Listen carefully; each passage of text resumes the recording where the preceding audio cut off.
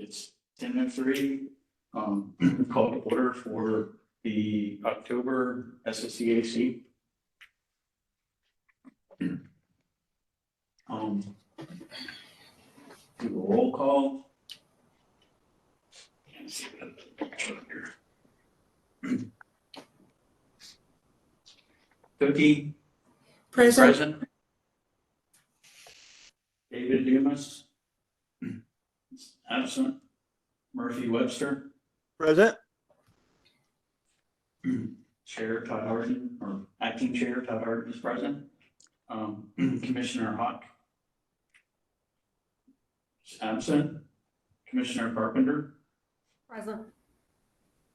Perfect. And then with city staff, we have Oscar, Trevor, Scott, and Mike is with us. Virtual.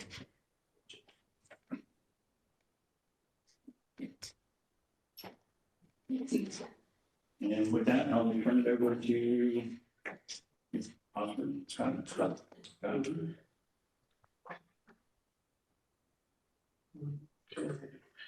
Morning, my name is Scott Roper. I'm the supervisor of the sign review and inspection team for the Planning and Development Department. I'll be presenting 6 cases today for certificate of appropriateness. 3 will be downtown special provision sign district. They were all 3 for the same location. 400 South St. Paul Street. The first one is 2409120035. Second one is 2409120036. Third one is 2409120037. Would you want me to take these 3 cases together since they're the same building? Yeah, Can guys. you get a motion? I have to recuse myself though, because I have direct involvement. Maria is our representative here.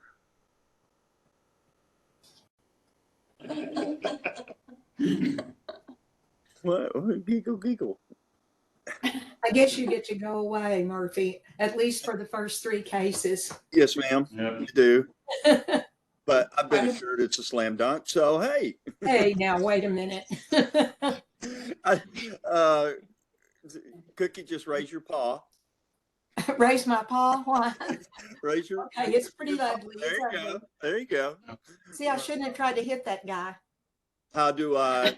I need to turn everything off on my side. Yes, just turn your camera and mic off and we'll, or I guess you can leave your, I yeah. will bow out and leave it to my constituent. How's it that?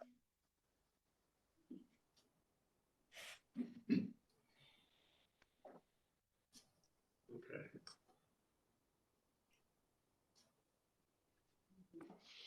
Is everybody able to see? Okay. Is everybody able to see my screen now? Yes. Okay. Yeah, I'm seeing that. Okay.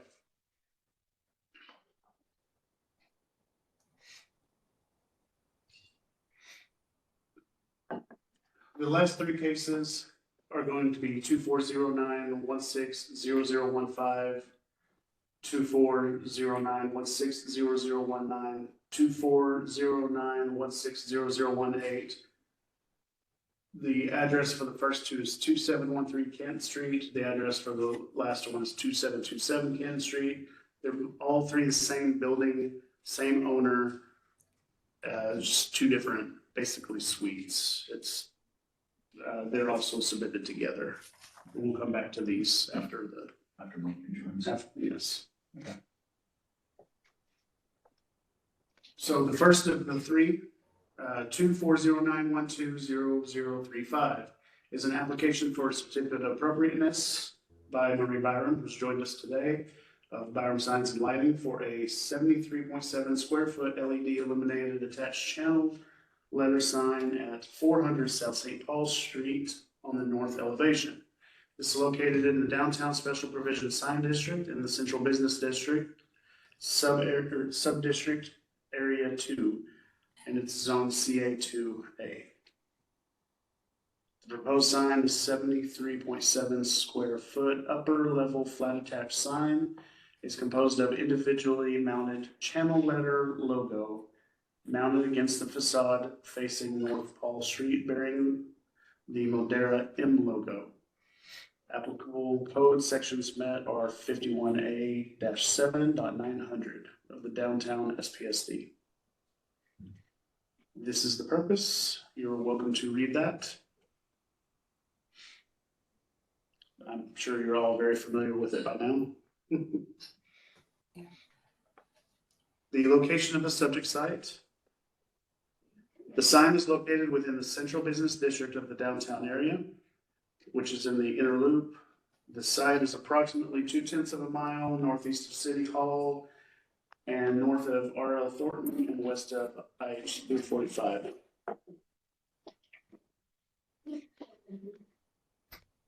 Location of the sign district is downtown. This is another visual of the location in reference to the other sign districts. This is an aerial map. Of course, this is prior to any of the construction, but the red arrow shows the approximate location of where the sign will be. There's a tower, so to speak, the building, and the M will be on this elevation of the tower, which is kind of more of the northern elevation on the St. Paul Street. The proposed sign is to be installed on the north facade of North St. Paul Street.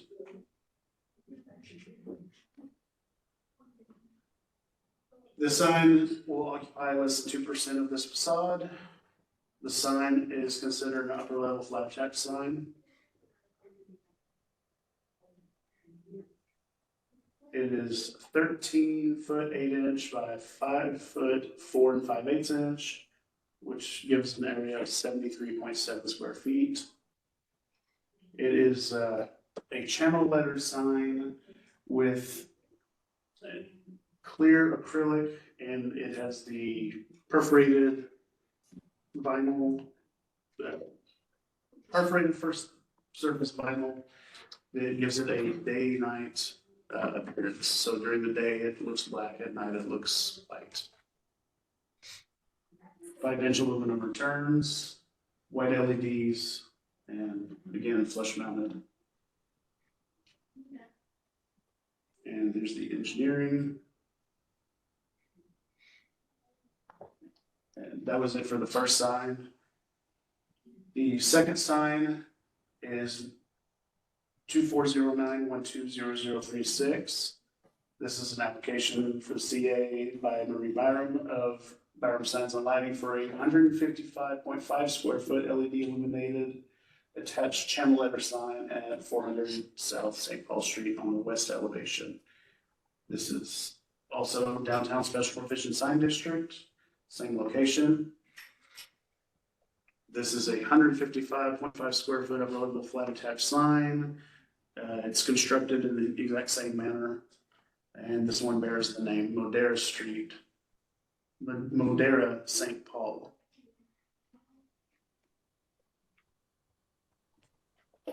Same purpose, same location, same location. And if you'll note the arrow, this is going to be on the western facade, just around the corner from the logo. Wait for the lag to catch up.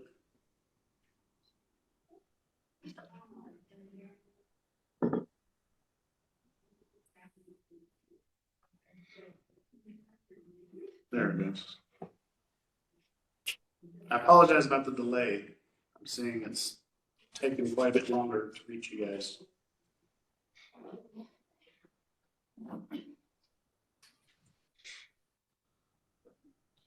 This one will be on the west facade facing north of St. Paul Street. This one will occupy less than 0.4% of the facade. It's also considered upper level flat top sign.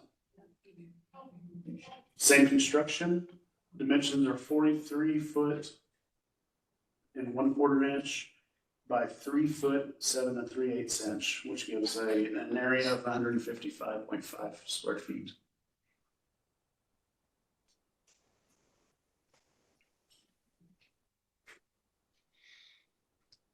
Same engineering.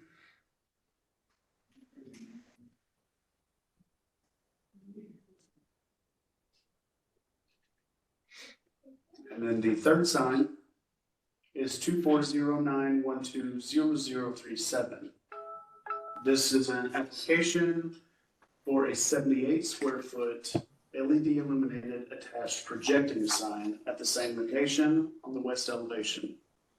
Also downtown, 78 square foot attached sign composed of LED illuminated cabinet with channel letters and push-through acrylic letters projecting 5 feet from the west facade, facing North St. Paul Street, bearing the name Modera by Mill Creek in St. Paul. Same purpose, same location. And this one will be on the northern side of the building on the west facade.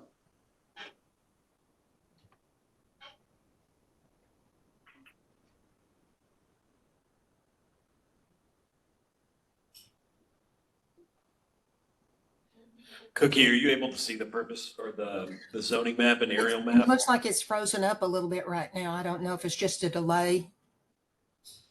Okay. Is it stuck on the purpose statement? It's on the aerial and zoning map page. Okay. Oh, okay.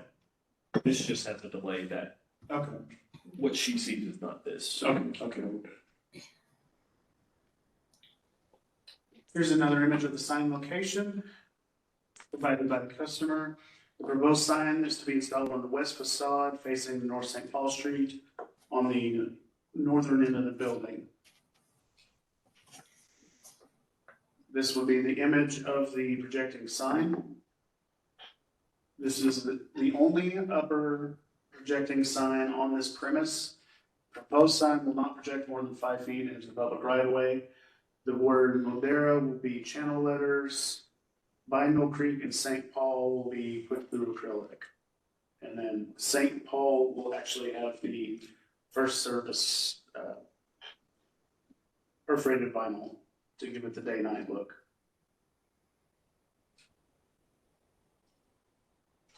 That's what that's saying.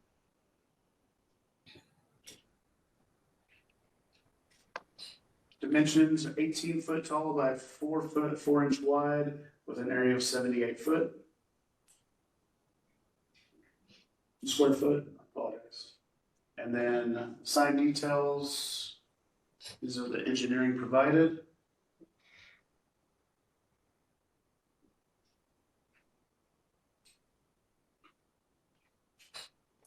Some images of the building under construction, the south facade.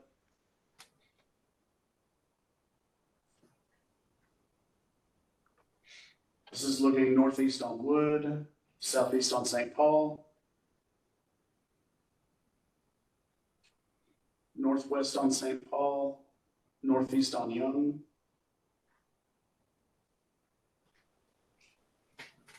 These are similar signs in the area. Some upper level flat attached, and projecting. And then staff recommends approval. Just a couple of quick questions.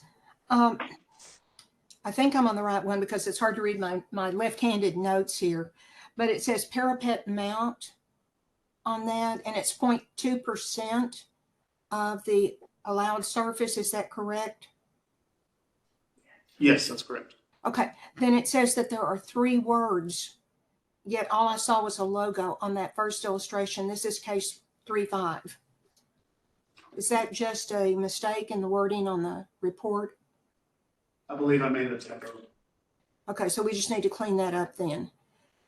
Yeah. Okay, and what about the parapet mount? Did I misread that?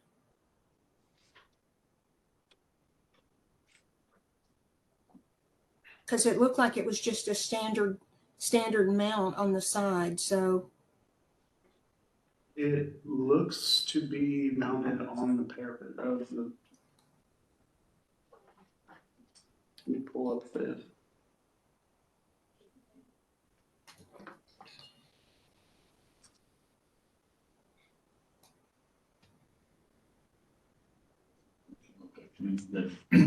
And I believe the M and Modera are both mounted on the parapet. I'm Because I sorry, it's a little noticed, hard to hear you sometimes. Could you speak up or move closer to your mic?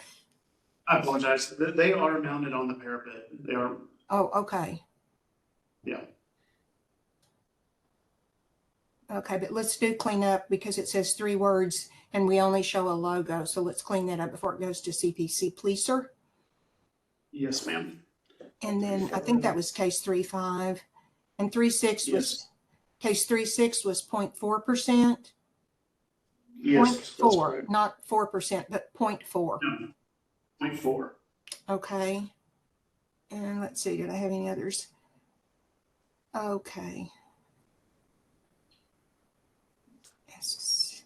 Oh, on case 37, look at paragraph C, I. And I think that said in there that was like an upper level mount, and this is obviously not an upper level mount. By the definition of the projecting signs, where this falls on the building, it's considered upper level. Wow. The definitions for projecting signs are different.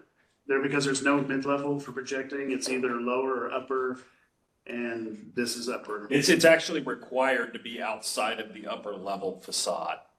The highest point, I believe it can't exceed 25 feet. So it's just a larger blade sign, more or less, is what the ordinance calls out. But it's an upper projecting sign, and then there's a lower projecting sign. The lower projecting sign can't exceed 15 square feet, and it's more for something you put over the door for pedestrian. This Okay. is more for building identification. Is more kind of the intent of this particular upper projecting sign. It's not an upper level projecting sign. It's an upper projecting sign. If that Okay. makes sense. Well, I guess it does. It's just the language is kind of confusing for a dummy like me because I'm not that, I'm not that well versed in signage. So I was just a little confused. And I think Commissioner Carpenter, didn't you have a couple of questions too? No, not about these. You asked the points that I had noted. Oh, okay. Sorry, I stepped on your toes. Apologize. No problem. Okay. So we just need to get those corrections made then before it goes to CPC. Did anybody else? I mean, I think we've got sign representatives there too, didn't we? Scott and Jason. Yes, Yes. Miss Byram is here from Byram Sign and Lighting. do you have anything you'd like to add? I really don't. I mean, y'all are pretty thorough.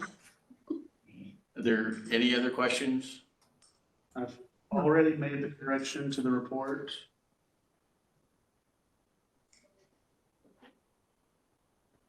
In that case, do we have a motion? I'll move to approve with the corrections that we mentioned in the discussion. Do we have a second? I'll second.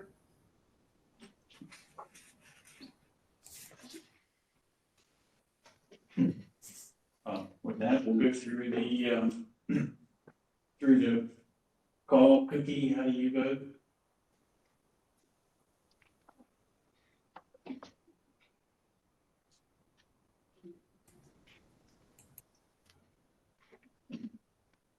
Cookie, are you in favor? I'm sorry, did you call me? If Yes, yes, I would. then I vote aye. Okay. Commissioner Carpenter, Aye. and the chair votes aye. Unanimously approved.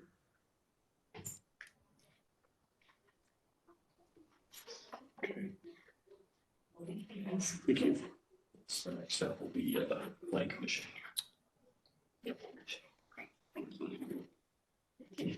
Thank you. And once we can have Murphy, yes. Murphy, if you can hear us, you can rejoin. There he is. He's rejoined. I have rejoined. How'd we do?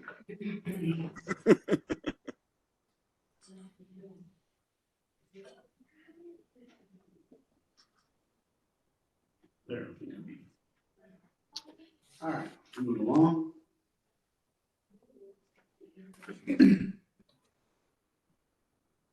I'll move back to the overview. Okay.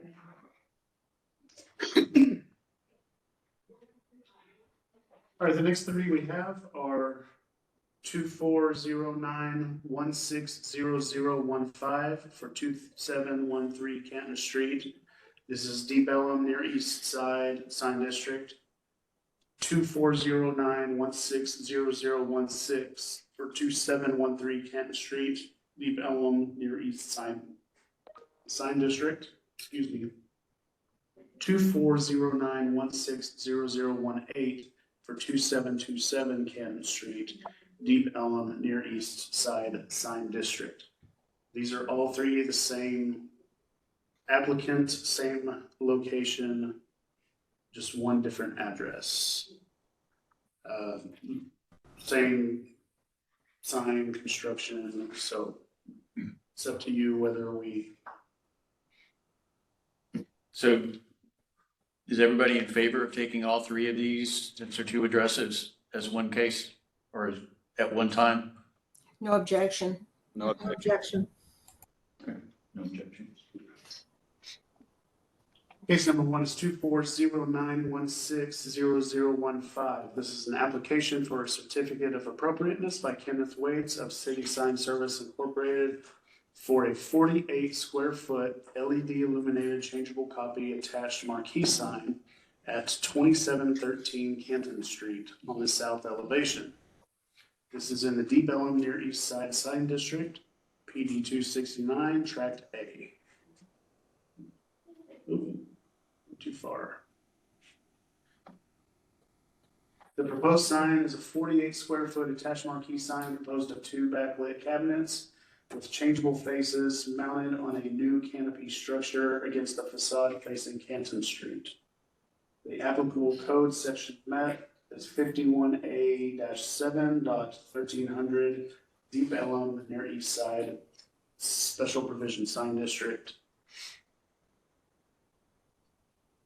This is the purpose statement from near East Side Deep Ellum.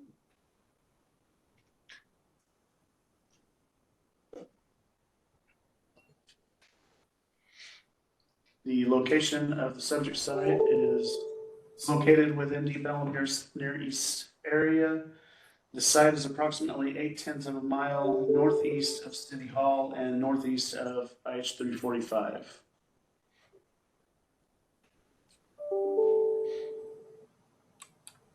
This is the sign district map, so you can see its location and in reference to every other sign district. And here's the aerial map of the property. So this is the whole property, which includes both addresses. The arrow indicates this first location.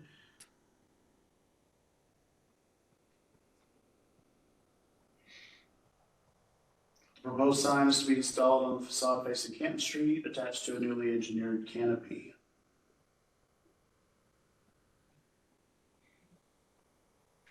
There's currently an existing canopy that stretches all the way across all of the windows. They'll be removing that canopy and then installing a new canopy over the front entrance. And then these changeable copy signs will be attached to that canopy. So the signs are composed of two 6 foot by 4 foot by 3.5 inch cabinets, white polycarbonate changeable copy faces attached to the new canopy structure. The overall projection of the sign and canopy from the surface to which they are attached will be 3 feet.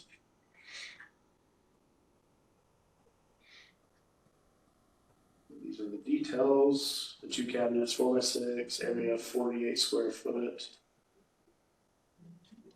And it shows the top, bottom, front, side views. And the engineering for the canopy structure, which will be permitted separately through building inspections.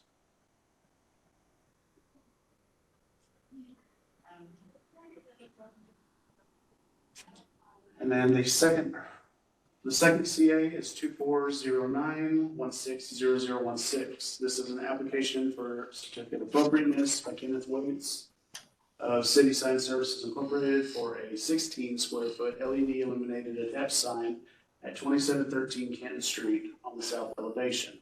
Also D. Bellum.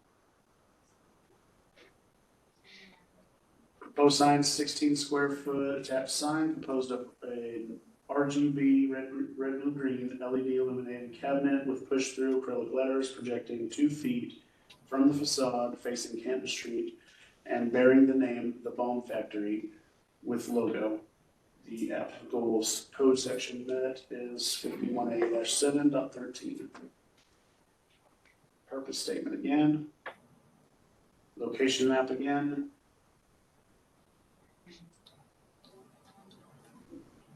It's in the exact same location. It's actually located right above the marquee sign.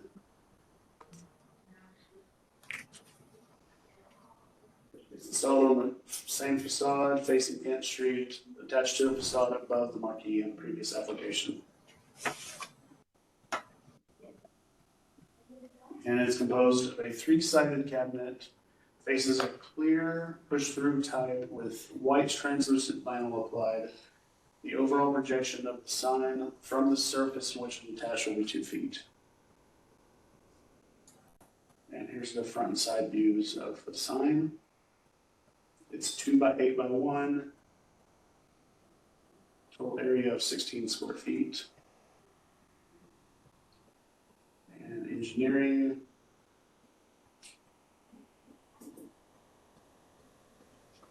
The third application is identical to the second. This is an application for 16 square foot LED illuminated attached sign at 2727 Canton Street on the south elevation. It's the same 16 square foot attached RGB LED illuminated cabinet with push-through acrylic letters projecting 2 feet. But this one is bearing the name The Studio, which is a subsidiary of the Bone Factory. Purpose statement, location, and it's at the other end of the building.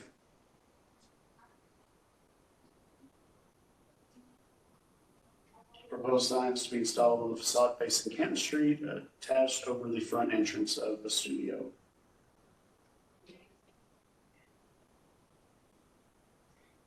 It's composed of 3-sided cabinet, faces a clear push through, exact same construction of the Bone Factory sign.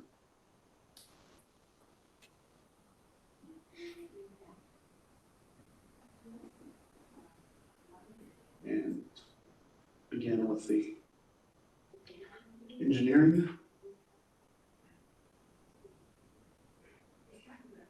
This is photos of the subject site, Canton Street frontage. Looking north on Henry Street, east on Canton Street, west on Canton Street, north on Crowder Street, and then signs around the district. There's a lot of 3-dimensional attached signs in this area.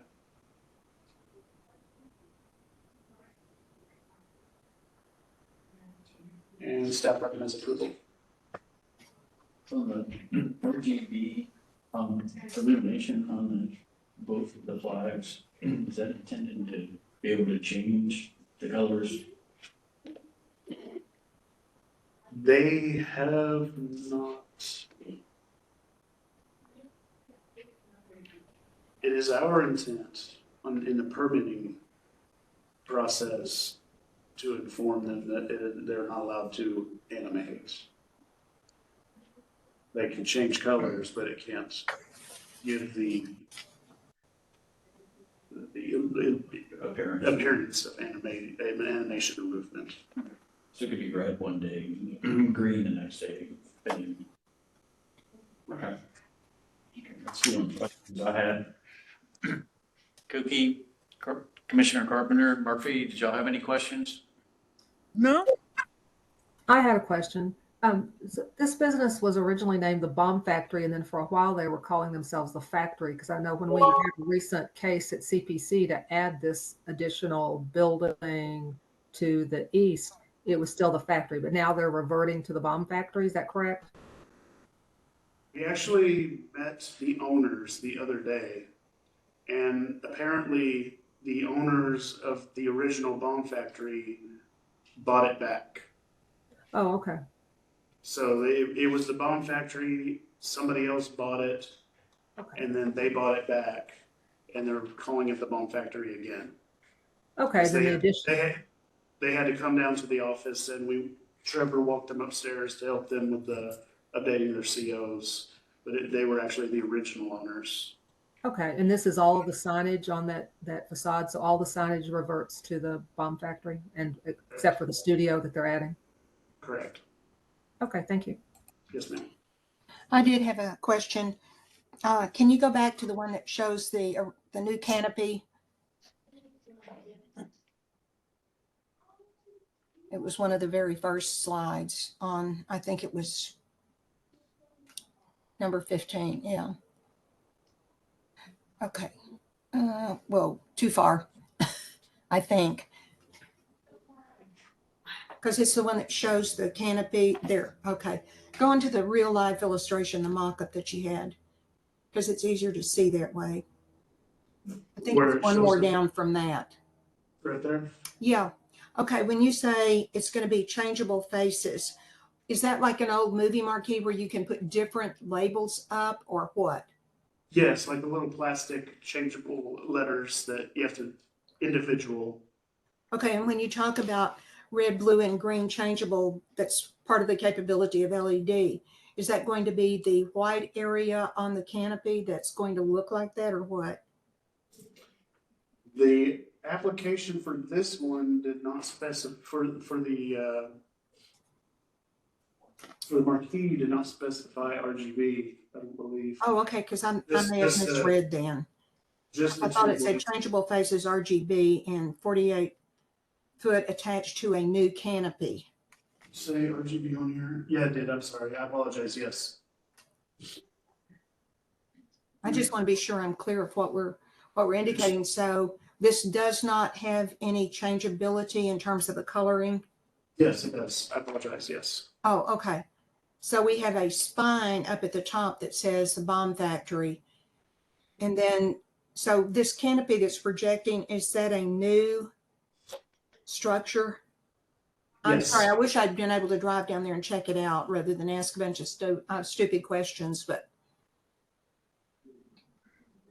Cookie, we like your questions. They're not Yeah, stupid. no, Thank they're you. not at all. oh, y'all aren't calling me stupid this morning. I'm so lucky. It's a sympathy thing, Cookie. Oh, okay. Now, does that project a total? I think it said 3 feet is the total projection out from For that the spine. yes, for the marquee. If I may have some input, I think I'm reading that this actually becomes the canopy, Yes, correct? they're removing the old canopy, and this becomes the canopy. Oh, Yeah. okay, great. Yeah, it's replacing Cookie as I read it. Here, I'll pull up an image of what it looks like now. Give me just a moment. I think there's Okay. canopies. Yeah, because I was looking and it looks like you've got Bomb Factory on the spine and then the message that you want to be there where you can have 4 lines up to 8 inches of copy. Yeah. Yes, I'm sorry. I apologize. I'm pulling this up right now so I can show you.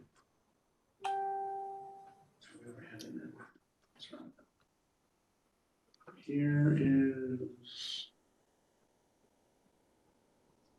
I know there's a way to.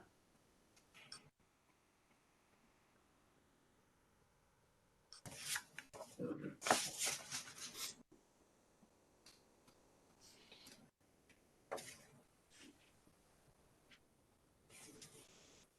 Are you able to see that? Oh, so that's an old style, just a rain type canopy that they're Yeah. gonna pull off and replace?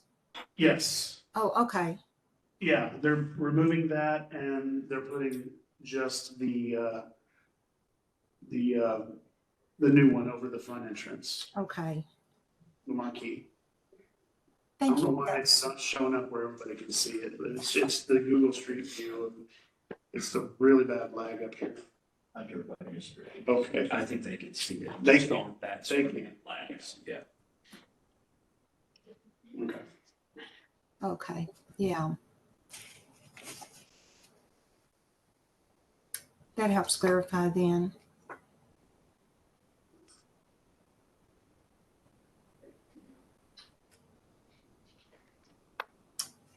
And then I think it was, the only other questions I really had, I think were on number 18, which talked about, it's the one with the studio. Okay. And in the report, it looked like there were other things talking about the bomb factory, but I didn't see any allusion to the verbiage or anything on that. So the studio is not the bomb factory. It's separate. It's like a subsidiary of the bomb factory. Is it in the same building, Scott? Same building. It's like a part here. Let me go back to this. Get over here. The leading edge, I think, says at the bomb factory. Yeah. So if you look at this, can you see the overhead aerial map here? Oh, we're in delay mode right now. It's still showing the aerial and zoning maps. Yeah, that's, if you look at the aerial map, Oh, okay. the bomb factory is, you probably can't see my mouse though, but you can. The bomb factory, I don't know if you can see. You should be able to see your mouse. Okay. You see my mouse on the screen? Mm-mm. No. No. No. Where's it? Where's it?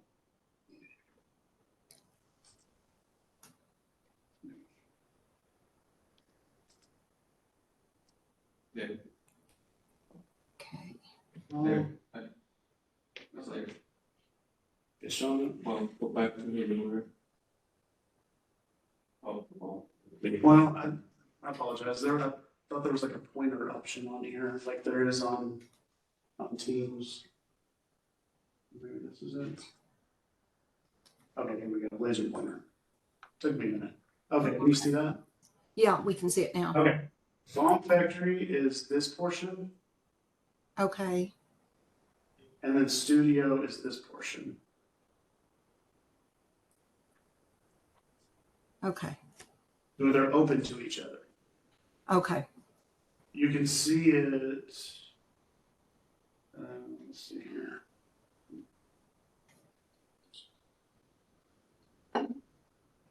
Here. Okay.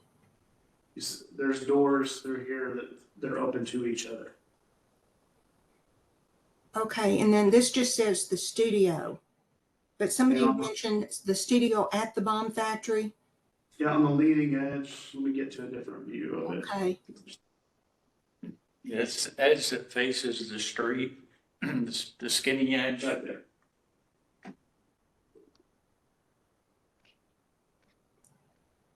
It's kind of like an extra little separate, it's a venue, like a music venue. So it's an extra little venue inside of the bomb factory.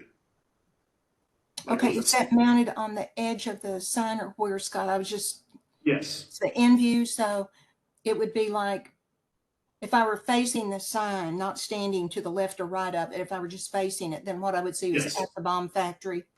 yes. Okay.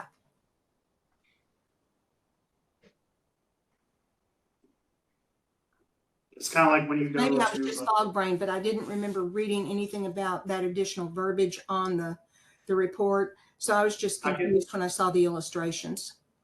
okay, I can add that into the report. I don't. Well, you know me, I'm authentic about the wording. No.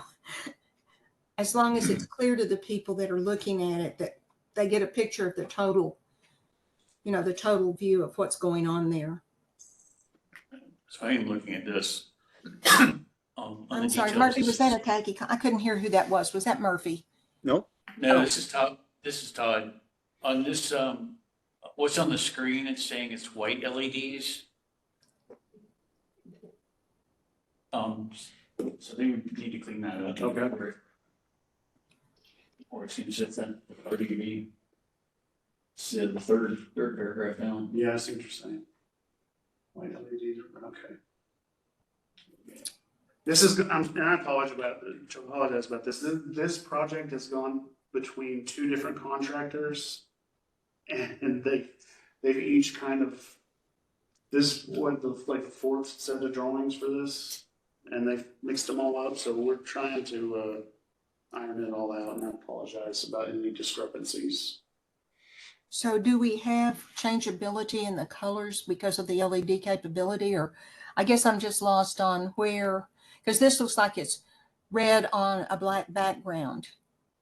And I don't know if you're talking about changeability of, because on 16, well, I guess on 15, 16, and 17, it refers to red, blue, and green changeability.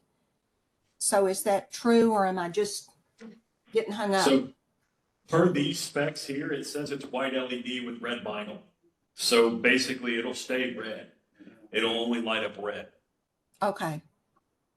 Do we need to eliminate that verbiage then I think about the so. changeability? Because I don't want to confuse people, and I don't want to be confused either. On this application, yes. The other two Mm-hmm. are RGB. Okay. So it's just this one that's going to be the red and black? Yes. Okay. I guess we need to just clarify in the verbiage so that when you get to CPC, somebody doesn't say, wait a minute, I don't understand. I would hope that they would read it that thoroughly, but they, given the amount of time they have to spend on the docket, I just want to be sure we give them as clean a copy as we can. Yes, I understand that. Okay. Yeah, I think it's just. Am I the only one that had questions? I'm sorry. Yeah.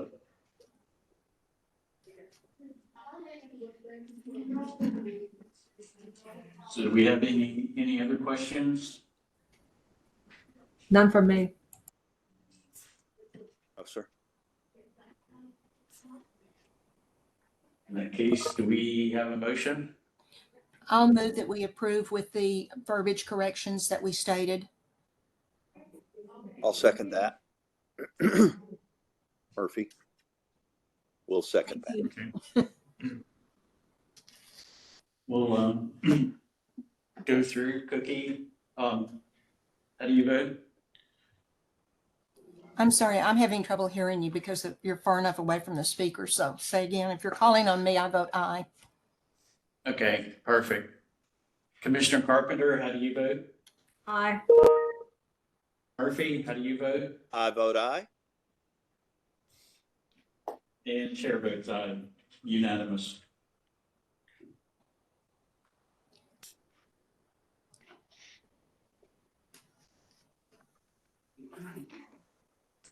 Case. So we have one more case, and I will pass it to Oscar for that. Oh, I see the report. Bear with us.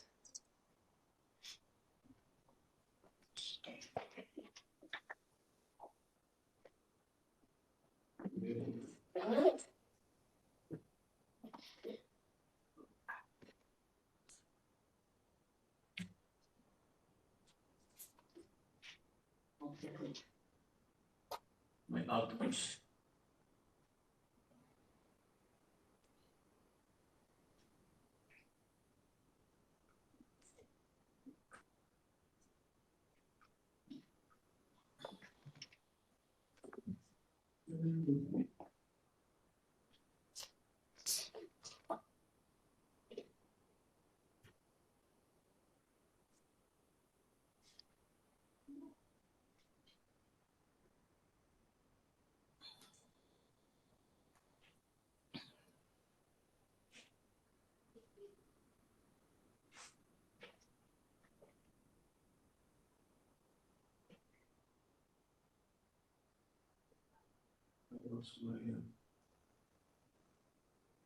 Okay, everybody can see the presentation? Yes. Not yet, it needs to be up there.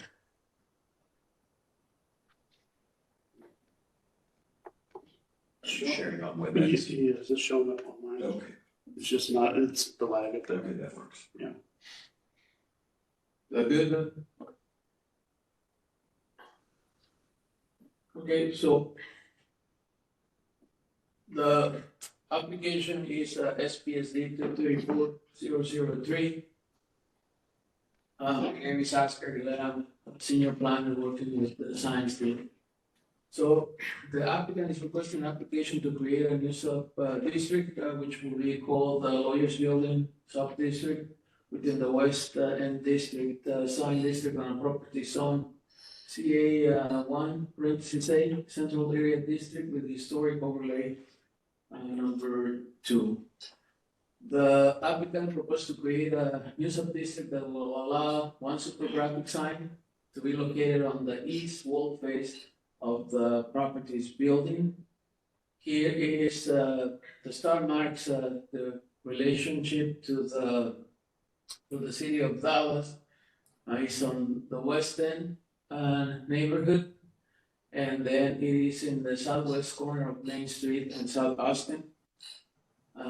Here is the closer look where the sub-district is for the west end. And then here is an aerial map that gives you a better representation. If you can see the highlighted property on blue with the dot, that is the site for the aerial map. The zoning shows what we were describing earlier. Here is the site visit, the brown 4-story building that you're seeing on first photograph is the building frontage, and then I took a picture of the site, which is where they're proposing the super graphic. If you see the wall to the adjacent to it on red, that is the previous super graphic application that you saw, which is the MKT building, and then the east facade, and this is a view from Lamar Street. And as you can see, it's blocked by trees and it will be difficult to view. Then I took that photograph, the view from Commerce Street, which is not, Commerce Street, it is part of the Beautification Act for the requirements for the street. However, it will not be visible for them from that street drivers because they are heading eastbound, and that will be difficult to see. The street on Main Street, it is not a Beautification Act street, so that should be okay. However, we made an adjustment on the conditions that the applicant provided, and I will come back to that when I show you the conditions. So the site photos that you're seeing is the first building. That is the current super graphic sign that they have currently, or at least as yesterday. Then the Antioch Church building, that's be a rock star of business. That's what they had at least until yesterday. There's no super graphic at this time for the MKT building. This is the background. The Western Historic Sign District was approved on June 22, 2016. During this time, there has been 3 approved sub-districts for super graphics, being the Antioch building, the Press building, and the MKT sub-district. And then as I was stating, the Dallas City Code Section 5187.1 states that a Highway Beautification Act sign means a non-premise sign that is within 660 feet on expressway or a new expressway right away and whose message is visible from the main driveway. And that's for vehicles. And as I stated, I don't think that that's visible, but we still make that change to 1,700 in the event that the city, for whatever reason, they try to change the flow of traffic for Commerce Street. Instead of heading eastbound, that they reverse the flow to westbound, but just so that the applicant doesn't have to come back. And then this is the current sign. There's a 6,500 square foot super graphic sign, and for the first building that you saw, and then the Antioch Church building has 4,800 square foot super graphic sign. That's the current side of those buildings. And as I show you on the photograph, the MK building has no current sign. Then the designation committee and the landmark commission have reviewed the proposed super graphic sign and support this request. This is from a conversation that I had with Dr. Dunn. So they're okay with what they're doing, and according to my understanding, that they will request that the conditions that ties, harbor passengers are involved to support the signage. The ties must be attached via mortise joints to protect the masonry. And then, so as I stated, this is what the applicant seeks, which I stated previously. This is to save time, and then here is the sign that they're requesting. Again, I staff recommended to change it to 1,200 square feet with a maximum effective area of 6,500 square feet. The proposed height may not be lower than 10 feet above grade level. The super graphic sign will comply with the Dallas Building Code and all other ordinance rules and regulations of the city of Dallas. Here is what those comparisons that we were showing you, which is pretty much similar to what the MKD Subdistrict West End is requesting, or it got approved, and then the Lawyers Building Subdistrict will have the same request. So staff is recommend approval. The proposed super graphic sign message is fronting Main Street and is not visible to vehicles traveling on Commerce Street, which is one way at this location. The super graphic sign message is only visible to pedestrians or vehicles traveling westbound on Main Street and Austin Street. The super graphic sign will not be visible to drivers traveling on Lamar Street, which is classified as an HPA highway. The super graphic sign will be limited to a maximum area, display duration, and minimum height as previously stated. This concludes my presentation. Do you have any questions? Just a couple of quick questions.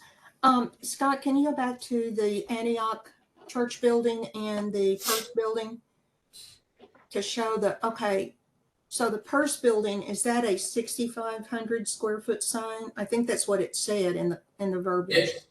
Yes, that's according to the permit that it was issued. So the game on cash in, that's 6,500, and the Antioch is the 4,000. What was it? 4,800. Okay, I was just concerned because it's not. I don't object. Well, I do object to super graphics because I think they're distracting to a driver. But that's a personal opinion. It's not anything in our regulations. But I did want to ask a question, and I wish David were here because he has the architecture view. Even though Landmark Commission has authorized this, the current sign being proposed is 1,200 square feet, correct? That's what staff is recommending, yes. Okay, Yes. that's the current request. However, That's the minimum request. I believe it's 6,500 is what they can go up to. It needs to be between 12 and 6,500. okay, I guess my concern is these are older buildings, and even though Landmark has said you can do it, but you must go through the mortar joint and you must reinforce from the backside. What happens if, let's say we do a 1,200 square foot sign this time, and then somebody comes in and says, I want 4,400 square feet. They go into that same mortar and drill again and reinforce. What protects that building from becoming Swiss cheese? I mean, I think in terms of when they start changing out sign sizes, that you're drilling more holes and you're weakening the structure. That's why I was hoping David could be here to maybe address that from an architectural point of view. Murphy, you do sign installations all the time. Is that a concern? Well, no, and that's why the request was for it to go into the mortar joints where they can install anchors, and they're typically sealed, weatherproof. Not typically. I mean, it's a given. I would think again, there's no guarantee on this because they do have the variable from going from 1,200 square feet to 6,500 square feet. But typical is once they set these, like Hilti anchors in the mortar, as it evolves, they lease out the wall or the super graphics or whatever, typical is to utilize the existing ones. Again, with this disparity between 1,200 and 6,500 square feet, there can be some concern on that. Does that make sense? It kind of makes sense. I still am concerned because I can't remember which street it was on, but when I was coming home from church the other day, I was in heavy traffic, but there's one that there's this huge new super graphic that's just been changed out. It's blue and white. And I'm going, I don't remember it being that large before, but I'm going, that means they have to drill holes and do those mounting brackets for the super graphic. So I guess my concern is, do we need to look at in the future limiting the size so that they don't consistently go in and change out those mounting brackets and weaken the structure of the building? I mean, you guys know more about sign mounting than I do, but that is a concern. I mean, I'm not a building engineer, but I am an engineer by trade. So I'm real concerned about weakening any structure like that. It's like if you drill rivets in an airplane over and over again, you're going to weaken the structure of the airplane. I understand that because that's my field. But on a building, is it the same concept? The applicant is here with the representative, which they can answer some of these questions. Typically, what we've seen in the past is once these frames go up, they don't change size. I think we included that 1,200 square feet just in case something were to come up and they had to reduce it to comply with Highway Beautification Act standards. That's where the 1,200 came from. Yeah, because we're always changing street directions. That may be one way this year, but next year they may be one way in the opposite direction. I just love Dallas.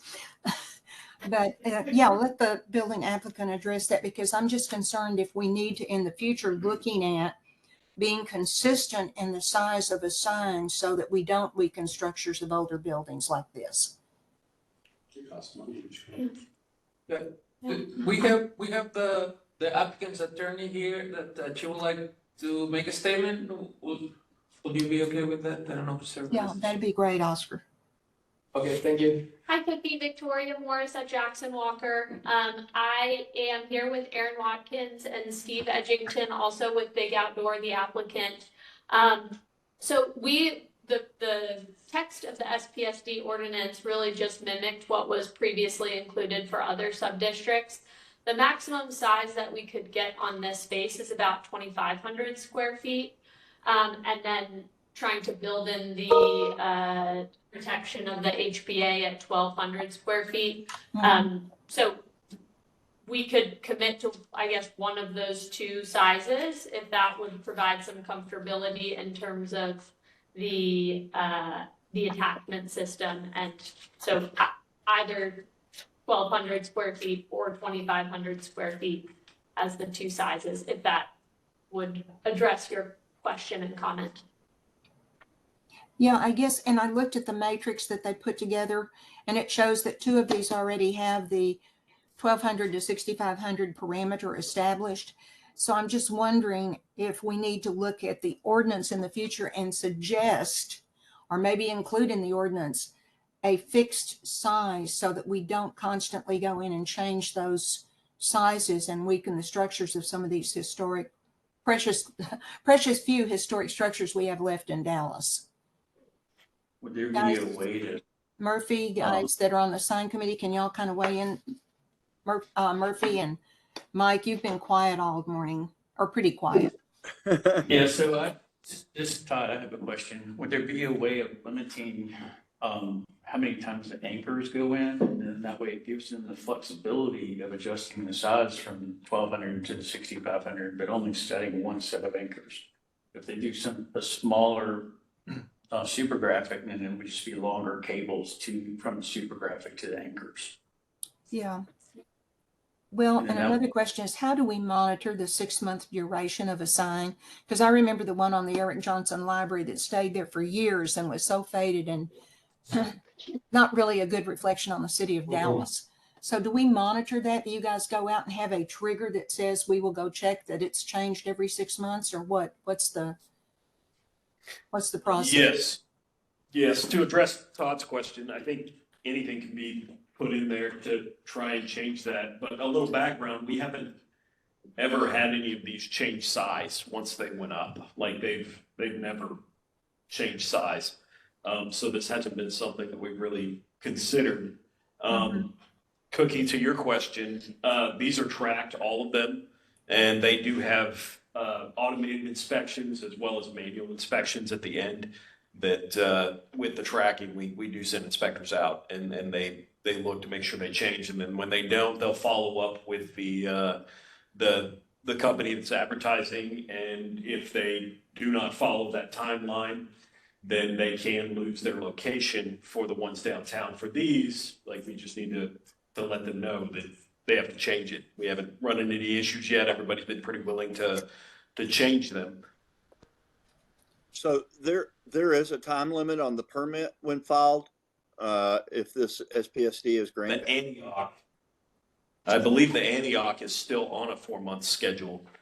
Downtown, they requested that they be replaced with a 6-month schedule to be more in line with the way the advertisers that they get advertising from to remain more in line with their schedule. But typically, they want to change these out. They're not ones to leave them up. Is that predicated by permit when they file those, or? Yes. Yeah, okay, Yes, we have a permit for every face that goes up. gotcha. And then for downtown, they actually have location permits that are good for 4 years. Yeah, and Cookie, I'll just reiterate that once these frames go up and they do change out, it is such a big deal to change frames and so forth that, you know, from an install and cost factor, it's better to utilize what's there as opposed to creating, fabricating, and installing a whole new frame just because of a size. Okay. Scott, can you go back one, the matrix that you had, the little illustration that shows the comparison between the different ones? Because I don't remember seeing anything about a 4-month limit on Antioch. Is that the one you said? I think it was Jason's voice. I take that back. It's actually Farmers Market that has 4 months on theirs. That was my mistake. Oh, okay. This is No 6 problem then. And I do have a question because we used to have a sunset on all these signs. And I don't remember, and I was here, so I guess I'm just having a senior moment. I don't remember these being authorized as never having a sunset. So if you recall for the MKT sub-district, the committee recommended a sunset of 10 years for the MKT sub-district. However, when it went to City Plan Commission, the City Plan Commission removed that sunset, and it was approved by City Council with no sunset. Okay, and I'm having trouble hearing, so let me just reiterate. The MKT building does have a sunset timeframe? No, no, Okay, back when the case was here, you recommended a sunset of 10 years, but the city plan commission removed it. oh. So currently, the Purse building, the MKT, and the Lawyers building would have no sunset date. Correct. Hmm. The only one that has the sunset is the Antioch building. Because at one time, and Jason, I think you were there, at one time, all of the super graphics were having a sunset date, and I think that was extended by 2 or 3 years. Am I correct in remembering that or not? So the downtown, I believe, was in 2018, and all of those were extended to 2028, I think. Yeah. That I was the remember an last time we extension, I had just any didn't remember sunsets. dates. Okay. Yes, that was the last time any sunsets came about. Yeah, Cookie, that was that meeting that we had downtown at the, in the, In the briefing, the large briefing room, I remember because I was barking my head off. I was sick that day. yeah. So my memory is justifiably fried, not just a senior moment there. Okay. That's basically all my questions. I do wish we had a sunset for some of these things, though. You can make a recommendation. I'm sorry, say again? It's up to the committee if they want to recommend a sunset. Am I the only person that advocates for a sunset? Well, if I understood this right, there is a sunset in 2028, correct? But I thought that was for the existing signs at the time, which was, Jason, what was it? We had 16 or something like that? Yeah, 14, I So think. there's 14, 22, okay. but there's 22, but it does not include these in the West End. Okay. Oh, okay. So West End is an exception that does not have a sunset date. Correct. Does anybody remember the rationale? I'm sorry, I just don't.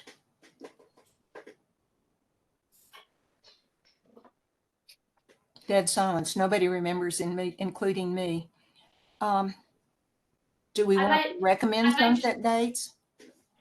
Might I just add, I think that sorry if I'm interrupting you, Murphy. I think that the benefit of not having a sunset from a operator standpoint is just for the continued financial benefit that the building gets to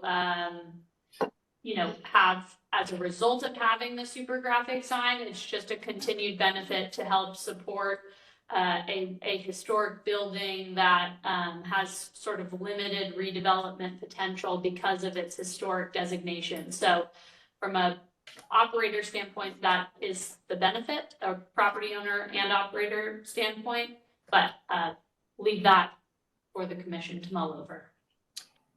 Yeah, because I'm thinking, I just don't get why we don't say that at 10 years we'll review this again. Hey, I'm Cookie, sorry, I I'm was just gonna jump in there and tell you that there seems to be some confusion with the 22 super graphics that are in downtown. That's a program, and there can't be any more added to that program. Right. That's why that's part of the downtown super graphic program. Right. This is a separate SPSD, which is the West End, and like the ones in downtown, you have to have each one of those have a location permit, and they expire the location. These are totally separate. This is why they're creating the sub-district in West End to allow these each in particular sign. So we keep going back to the regular ones in downtown, but it's two separate signs altogether. Yeah, I understand, Mike. I just wonder if we should look at establishing, say, a 10-year review of this, just like we do on a SP special use permit. And I'm not trying to be a horses behind. I'm just kind of stubborn and I want to protect those buildings. Did anybody else have a comment, or am I the lone wolf here?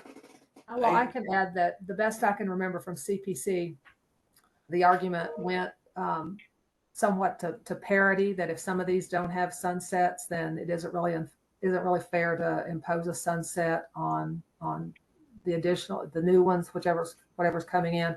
And also the argument that we just heard about the ongoing financial viability of keeping these buildings historic. So I'm not sure that the outcome would be any different at CPC and council next time if we put a sunset provision in, but I'm not opposing it, but that's what I remember from CPC. Okay, well, thanks for that clarification. I appreciate it. Okay, I'm through being horses behind. I did have a couple of questions, if I may. Sure, please. Okay. Did I understand that the 1,200 square foot minimum is something that's newly imposed here by staff? Because this particular chart that we're looking at also says that the MKT has the 1,200 square foot minimum. But when I saw the ordinance in what I was reading earlier, it showed that it was 2,500 because it looked as if the MKT had been cut and pasted for the lawyer's building and the 2,500 had been scratched out and 1,200 put in. So is this chart incorrect that MKT truly is 2,500 and this 1,200 is something that staff imposed for a reason I'm not quite following? Commissioner Carpenter, that is correct. If you take a look, I don't know if you have the slide. Currently, you're seeing the slide that I'm trying to show. That it says that the Dallas City Code Section 51A 7.102 16.6 states that a Highway Beautification Act sign needs a on-premise sign that it is within 660 feet of an expressway or expressway right of way, and whose message is visible from the main travel way. So Commerce Street is classified as an HPA street. And currently, they will not have any issue because the sign is not visible from the travelway because the vehicles are traveling away from the building. So therefore, unless the driver looks in his rearview mirror for a detailed amount of time to see what the sign says, then it's not visible. But if the direction of travel is changed to go westbound, then this rule will be applicable, which is the HPA. And then according to the state rule, and Mr. Poole can correct me, the maximum allowed sign for a super graphic will be 1,200. So staff is making that recommendation so that in the event that the street changes, then the applicant is not forced to come over and amend the proposed sub-district later on if that happens. Okay, and so this change is just being made right now for this particular building? Yes. And going forward. So the MKT building was set at 2,500 square feet because this rule wasn't being imposed at that time. Is that correct? So my understanding was that the site was 1,200, but Jason is advising that didn't make it to the ordinance and that it was approved with Right. So looking at the ordinance I read, it was 2,500. So I don't know if that was an error or what, but that seems to be what's encapsulated in the ordinance. yes, and that is my mistake. I was under the understanding that the MKT building was approved with the 1,200. Okay, but any of these going forward will be the 1,200 because of this Highway Beautification Act. Yes. Okay, all right. Yeah, so I'll make the correction on the report to reflect the proper size on AT. on the report for CPC and City Council, but the staff will still make that recommendation of 1,200 unless I get corrected by upper management. Okay, thank you. That's all my questions. Commissioner Carpenter, one clarification. Is that reference to the 2,500 square feet on page 16, bullet point 3 about effective area? because it says effective area is 2,500 square feet, maximum permitted effective area is 6,500. So from what we just heard clarified, is the effective area going to be 1,200 square feet or is it going to be 2,500 square feet? I just want clarification so I understand what we're talking about here. Well, for the So- new sub-district, I'm understanding it's going to be 1,200 square feet. And it may have been the intention for the MKT to be 1,200 square feet, but that did not make it into the ordinance. The ordinance says 2,500 square feet. Okay. That's correct. Okay, because the verbiage in the thing does not agree with the illustration in the chart on page 3. So that's just another inconsistency that we need to clean up. Well, is that an inconsistency? I guess I'm trying to figure out. Yes, Wait, so I thought the cleanup was for the HBA to be 1,200 square feet. Mhm. Did I hear Because that? I'm going back to the original, and I don't have the report in front of me. I'm looking at the actual legal statements on page 3. It shows 1,200 to 6,500. So yes, look at your original report. Did it show 1,200 or did it show 2,500? I'm just it shows- confused about what the size is we're voting on. yeah, so the applicant requested 2,500. The original report showed 1,200. Yeah. And, Okay, so and on the, and on the report, I switched it to 1,200. And if you take a look at the ordinance, the 2,500 was scratched and then 1,200 was added by staff. And that will be on page, And that was supposed to meet federal requirements. yes. HBA. Yes. PGT.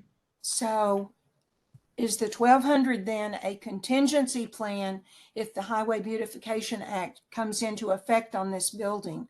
Or is it 2,500 that we're saying we're doing now with a contingency to go back to 1,200 if the direction on Commerce Street changes? I just want to be That's sure I understand. The 1,200 is the contingency, 6,500 is the maximum. Okay. They're probably gonna put it at 2,500 per the applicant. Okay, because that's what the effective area on page 15 says in the ordinance. Okay. Then I'm through. Commissioner Carpenter, did you have some other questions? I'm sorry, I keep driving home these, making this a longer process than it probably needs to be. No, I clarified what I needed to have clarified. Thank you. Okay. And that will be corrected on for the table. Do we have any other questions? So no update is needed, correct? I'm sorry, Ms. 6,500. You mean an update to the report? Yeah, the report, I will correct the table on the Yes. report for MKT, Yes. to show 2,500. Right. But staff is still recommending for this new, proposal, which is the lawyers building sub-district, will recommend 1,200 for the minimum. Right.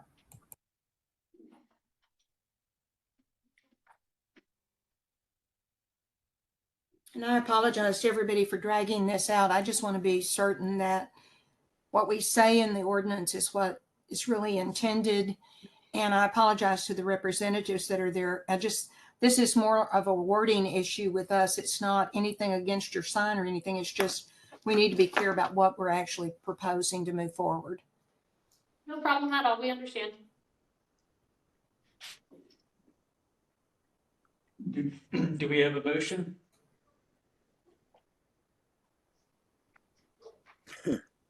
Oh, come on, Murphy. You make a motion this time I'll make a motion to approve. as we discuss the changes or, Well, I think the only change is the 2,500 on the MKT grid, right? Is that the way I understand it? Yeah, that's what I understand. So it's just a, Maintain correction on the. 1,200 to 6,500 square based on as presented. Okay. Excuse me, would the motion also need to include the conditions on the ties and the mortar joints that were recommended by Landmark?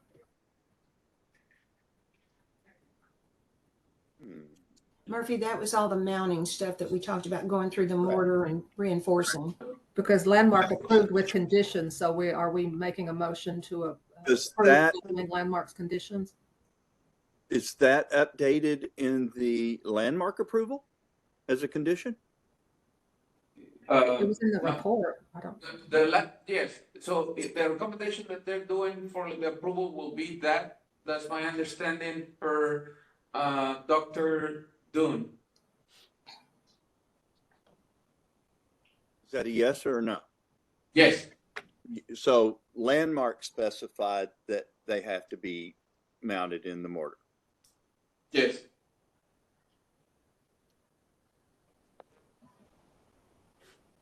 Got a big delay here. Yes, Okay. So that means it's already in via landmark. Do we need to substantiate it again in Yep. this? let me make a correction, that the landmark, has not approved it yet. But Okay. that's the recommendation. I guess Commissioner Carpenter's question is, do we need to include in your motion, Murphy, Yeah. that your motion is contingent upon adherence to Landmark Commission's recommendations as well as the change that we mentioned earlier? I like that. I know it will come up at CPC. We regularly get questions about how these signs are going to be attached. So it'll save time at CPC if the motion includes that. Well, then I'll amend my recommendation with the recommendation of approval based with the inclusion that all mounting must be, penetrations must be done in mortar joints. As per Landmark Commission? Yeah. Okay, thank you, Murphy. So. With that. Real quick, a quick And you still have question. the 2,500 correction in there as well, right? No, it's got to go here and then get it landmark approval, and they're not going to approve it unless it's specified anyway. So it would behoove the submitter to make that an inclusion regardless. Okay. I don't know that you can mention the landmark Understand. recommendation in the motion if the landmark were to eliminate that requirement. So then if you're recommending per landmark's recommendation and recommendation changes for landmark, that would complicate it moving forward. So I think if it just says that, Well, then let's they'll just be make mounted that in the mortar joints. a committee recommendation in total. Commissioner Carpenter, you've run into this. See, what's the ruling? Could the motion just say with the condition that ties support the signage and the ties have to be attached via mortar joints? Correct. Thank you. Okay. In that case, I can second Commissioner Murphy's motion now that we've beat it around the bush a bit. So I'll second. Okay, in that case, we'll go through, do a roll call. Commissioner Carpenter, how do you vote? Aye. Murphy, how do you vote? Aye. Cookie, how do you vote? Aye. And chair votes aye. It's unanimous approval. Thank you all very much. Thanks so much. Thanks, everybody, for patience. Children.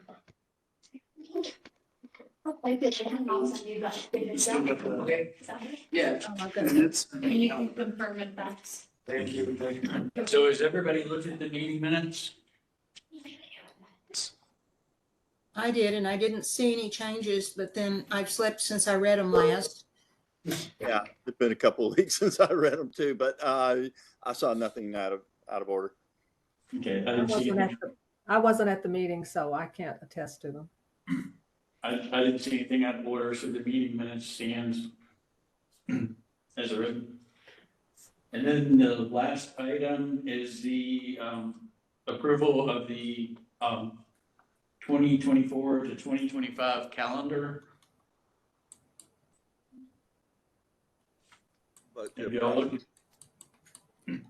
I didn't see any problems with the calendar. no, ma'am. Nor Murphy. So do we need a motion? I move to approve the calendar as stated. I'll second. It's on the agenda and stuff. Okay, we'll do, roll call for the calendar. Cookie, I vote aye. Murphy, Aye. Commissioner Carpenter, Aye. and, I vote aye also. Stands approved. Any other items? That's it. That concludes SSCAC at 11:29 a.m. Good one. Thanks, everybody. Appreciate everybody's patience and wading through these. Thanks, everybody, for Awesome. showing Thank up. you. Thank you. Thank you, guys. Good to Bye-bye. see everybody. Take care.